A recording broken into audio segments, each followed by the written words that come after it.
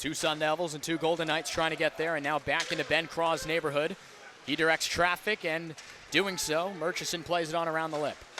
Colin Tyson fresh off the bench. On his backhand, he just hoists this one in back into Hyder's side of the cage.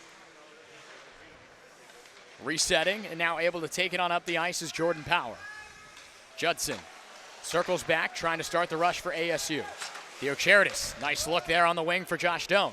He comes in by the right side, and that one's punched down out of the air by Hyder again. Kumunzis and the Sun Devil top line trying to get something working here. Pinned up in that near corner. Doan in there as well. McFall trying to get his stick on it.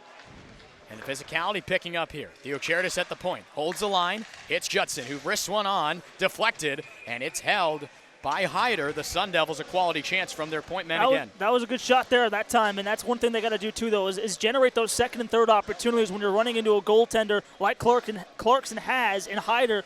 But a good stop from him there. So far, ASU going toe-to-toe with Clarkson. Our numbers have it 7-6. The visitors leading in the shot category. Still very early on in this hockey game, still a little more than half of this first period remaining. The defensive zone faceoff is won and now cleared out by Clarkson. Centurno able to go into the corner, met by Lovell, who gets plastered up against the plexiglass. Sandu plays it off his backhand, centering feed. That one went wide, a good chance, but Collins hoisted it nowhere near the cage. Nearham ran into a brick wall there at the point. And now Semick trying to calm it down for ASU. Lovell clears it out for Semick. Now the Sun Devil breakout trying to get something going. Sandu in the fourth line for ASU developing something here. Eckerly leaves it off for Nearham, who chips it back to him. And a quality chance here for Clarkson to break it on out. The Sun Devils have to back check. Good defense there by Schmaggy. Still on his backhand. It looks like Campbell lost his balance. Play continues. At the point, this one's deflected into the netting above our heads, and the play is blown dead. Seems like just a lot of feeling out process between these two teams, huh? I mean, like ASU just coming into this game right now. They had a good start in the opening minutes, but then they're starting to settle down a little bit more, and Clarkson's starting to generate a lot more scoring chance here later on in this first period. Joseph, in this tough stretch for the Sun Devils, despite the score being, in that Denver series specifically, being as big as it was and the deficit being as wide as it was, the goaltenders, both Cole Brady and Ben Cross, were the best players on the ice for the Maroon and Gold. And it looks like the Sun Devils are trying to back them up a little bit here with this start, as Ben Cross has already made some flashy saves. Like we always say, you got to protect your goaltender. It's one thing they got to do. Nice breakout here for the Sun Devils as Murchison, to no one's surprise, joins the rush as that fourth forward we were alluding to earlier on in the broadcast. But now this is where it hurts you, as it's played on up ahead for Mobley. He hoists one here to the corner, fumbling it off his tape as it could not be controlled. Now the Sun Devils able to clear the end, and it'll be the Golden Knights trying to regroup on this breakout. Kalbla dishes it off here as Martino can try and play with it through neutral ice, and now this is Kalbla. Theocharidis lost his footing. Zek goes for a timing play, and it never got into the crease. Played on around ahead. Theocharidis greets it first with one hand on his stick. Judson now can field it. And off the tape of Becker, the Sun Devils now get the line, and Doogie and his folks head off for a line change. It'll be the Mancinelli line joining the ice here at Oceanside. Pretty large crowd here, despite it being winter break for Sun Devil students in this final homestand, as we mentioned, for the Sun Devils here in the 2021 year. O'Reilly slams on the brakes, looking for some help. He just spins this one off and tries to get the cycle game going here for Mancinelli, who takes a check. Mancinelli wraps a cage, looking to get it up high, and he gets it poked off his stick and back and cleared out. Now the Sun Devils will try. Look at a little fancy move from O'Reilly. Grando for the deflection. It went wide, and now Semick can play it down below the boards. Mancinelli, nice look inside, a one-timer, and Grando was denied by Hyder. A quality opportunity for the Sun Devils, and it can be cleared on out by the visitors. Romano, with the rest of his mates making a line change. Let's see what they have left in the tank. Not much. Grando picks up the rebound. Across the pitchfork at neutral ice, looking for some help. Mancinelli fires, and a save held in the trapper mitt by Hyder.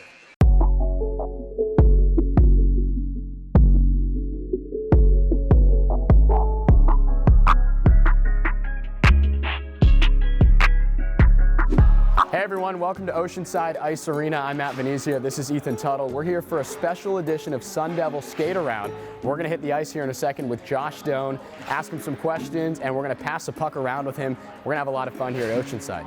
Ready to hit the ice, Matt? Let's go. Let's do it.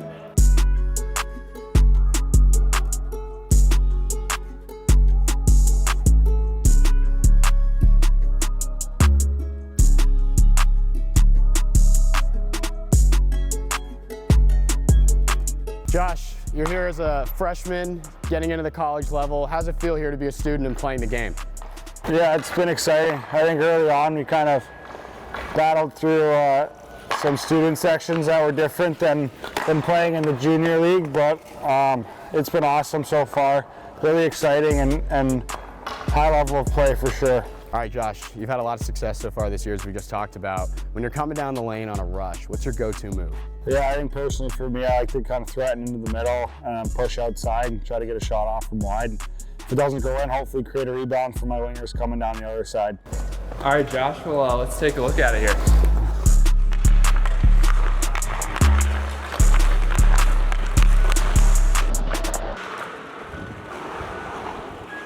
Well, you guys are on that same power play line. Why don't you show us a little formation and we'll try and memo it here a little. Yeah, I think it usually goes from Timmy up top.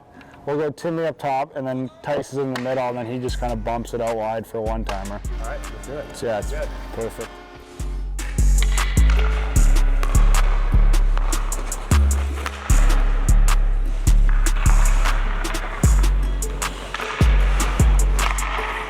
Well, that just about wraps up our time here with Josh.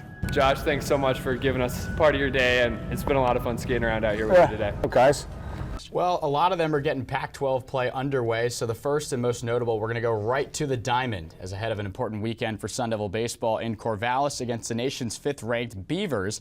ASU baseball has already experienced some of the lowest of lows and highest of highs this season prior to Pac-12 play starting this weekend. With that, let's send it to baseball reporter Jake Seymour. That one game at a time mentality will be put to the test when ASU continues its road trip to the Washington schools, as Arizona State has been almost unbeatable since the early 2000s against the Cougars and the Huskies, combining for nearly 40 wins. Our very own Eli Gross has more on the upcoming matchups with a new segment, Did You Know? It's been a complete turnaround for the ASU Kinetic team. They make playing Halo look so easy. And speaking of making things look so easy, several track and field athletes for ASU have notable top 10 places in numerous events. Here to explain a little bit about that is our Henry Dominique. That was Haley Smilo with a closer look at Kyle Parco. Now moving on to the gridiron, Herm Edwards and the Devils are back to work with spring practices starting up earlier this week.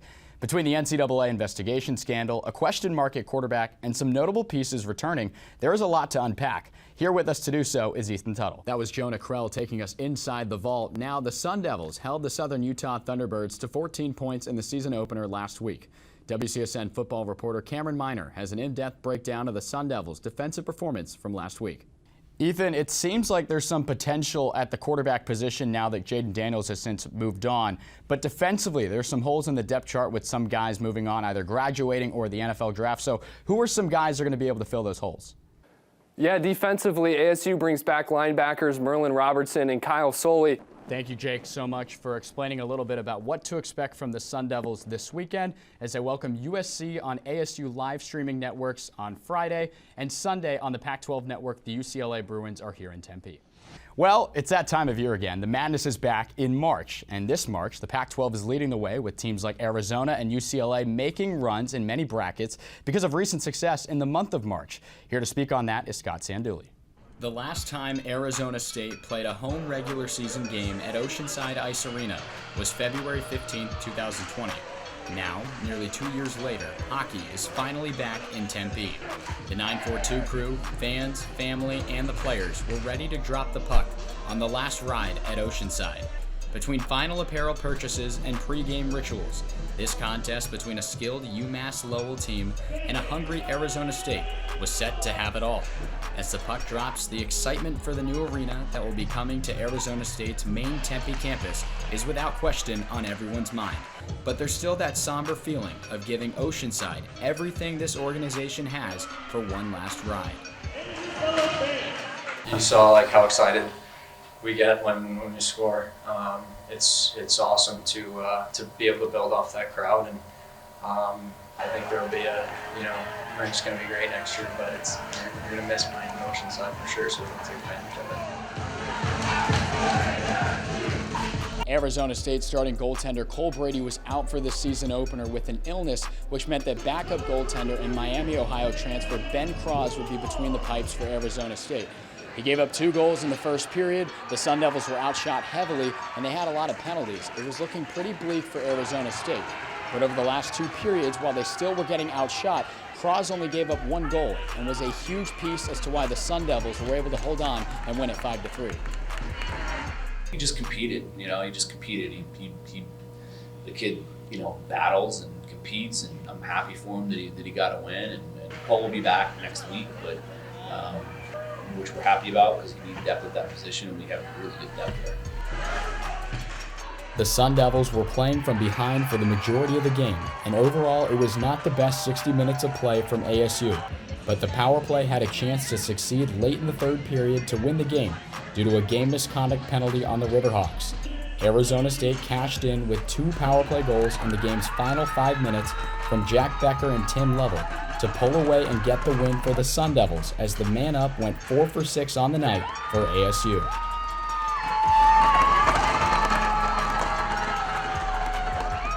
It was definitely worth the wait to see the Sun Devils get the win here at Oceanside for the first time in what seems like a very long time. They'll look to do it again in the series finale against UMass Lowell. From Oceanside Ice Arena, I'm Matt Venezia, Cronkite Sports. Fielder for ASU. He's seen some time behind the plate. The freshman has, backstopping Nate Baez, as well as playing out there in the outfield, like tonight out there in left field. But Campos, for being a freshman, getting a heavy dose of collegiate action under his belt. A .224 average that I'm sure he wants to see rise up a little bit. But he's put together some pretty good at-bats, working counts, and getting some knocks here and there.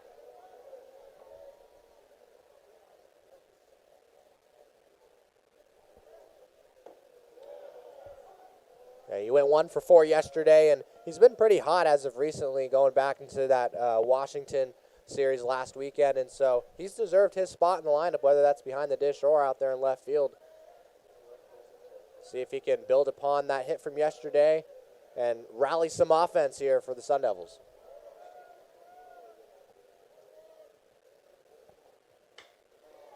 Sharp ground ball through the hole. That will allow McLean to turn on the Jets. He's going to go first to third with a slide. And now the Devils have something working here in the 2nd inning. Nice piece of hitting from Campos. We talked about the hit yesterday. He gets one here tonight. Yeah, nice approach there at the plate. Again, just not, that one was not up the middle, but similar up the middle approach, just putting a good swing on it, not swinging for the fences, realizing there's only 1 out in the inning. You're down by 3, and now you got runners on the corners, 1 out. You're still at the bottom of the lineup, but Nate Baez is a guy who has had some big hits this season. He has done that. A couple grand slams to his name.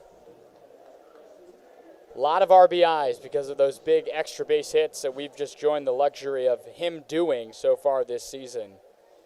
A .441 slugging percentage. And they're on the corners here in the 2nd for the Devils. That one right down the heart of the plate from King, getting back to work. He had a very good 1-2-3 inning.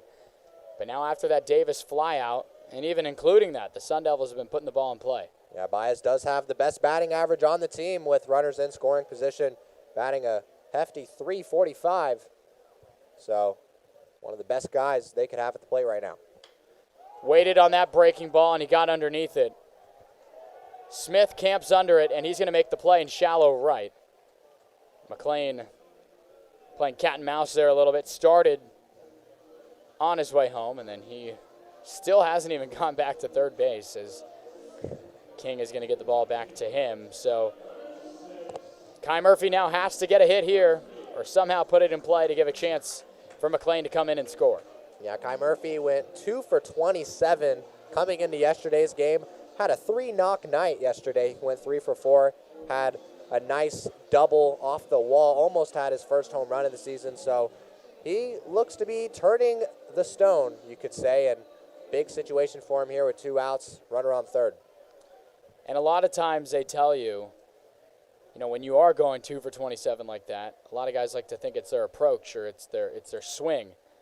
But sometimes it's not. You just have to stick with what you're doing. And yesterday's effort by Kai Murphy is, proof of that. And he's got a big opportunity here to keep adding to what's been a very nice set of at-bats for the right fielder for the Sun Devils, Mr. ASU as they call him. With King trying to get out of this jam with them on the corner. Meanwhile, the Sun Devils trailing by 3, knocking at the door. This one up the middle, and that's going to be the first run of the ball game for ASU. Kai Murphy right up the box with some heat behind it. ASU's on the board. Well, just like Sun Devil Hockey closed out a chapter of the team's program at Oceanside, we're going to close out a chapter here of Cronkite Sports Live here this afternoon in Phoenix. Again, for everyone in the studio that made this happen, the content creators that went out and got it for you, and for us here at the desk, this has been Ethan Ryder. I'm Matt Venezia, and we will see you next week on Cronkite Sports Live.